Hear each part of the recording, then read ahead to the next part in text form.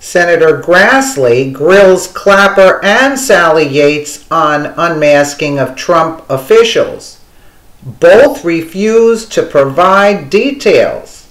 Senator Chuck Grassley grilled former NSA Director James Clapper and former Acting Attorney General Sally Yates on the unmasking of private citizens under surveillance by the U.S. government. Grassley chewed them up and spit them out. Senator Grassley asked the duo if either of them viewed classified documents in which Mr. Trump, his associates, or members of Congress had been unmasked. Both Clapper and Sally Yates said yes, they had, but refused to give details to the Senate committee. Let's take a listen here.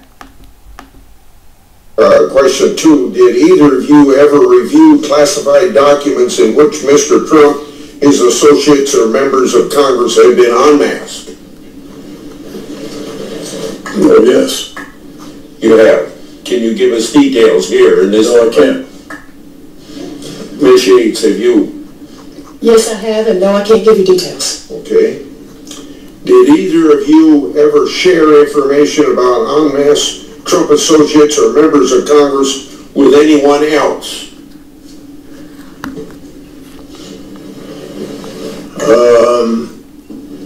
Well, I'm thinking back over 6.5 years. I could have discussed it with either my deputy or my general counsel. Okay, appreciate it. In the course of the Flynn matter, I had discussions with other members of the intel community. I'm not sure if that's responsive to your question. And in both cases, you can't give details here? No. No.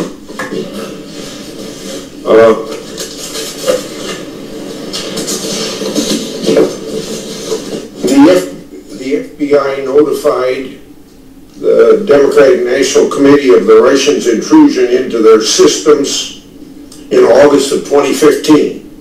But the DNC turned down the FBI's offer to get the Russians out and refused the FBI access to their servers.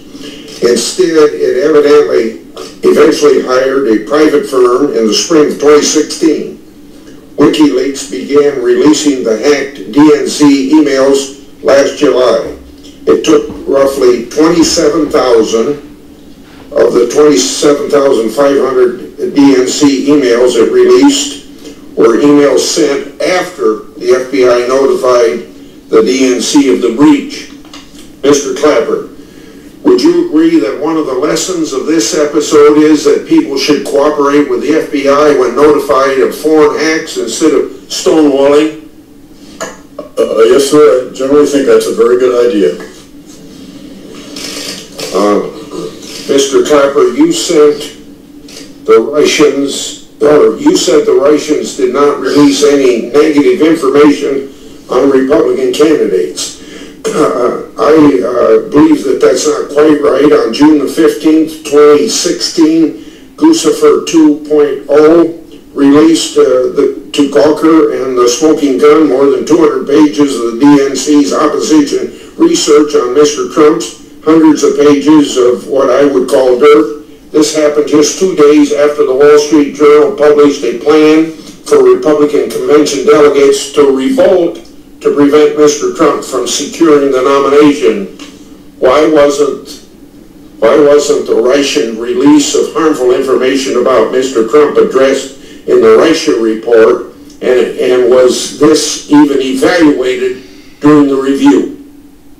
I would have to consult with the analysts that were involved in the report to definitively answer that. I don't know personally whether they considered that or not. Can you submit that as an answer in writing? I'm a private citizen now, sir. I don't know what the rules are on my obtaining classified potentially classified information, so I will look into it. Okay. Mr. Clapper, you testified that the intelligence community conducted an exhaustive review of Russian interference in the analysts involved had complete, unfettered access to all sensitive raw intelligence data. Do you have any reason to believe that any agency withheld any relevant information?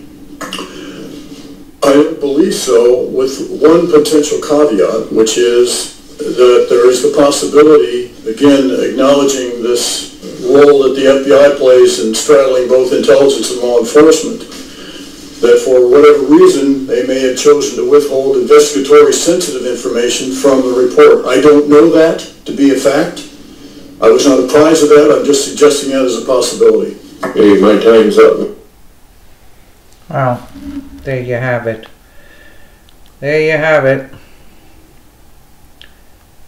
Let us know what you think in the comments below, and thank you so much for watching.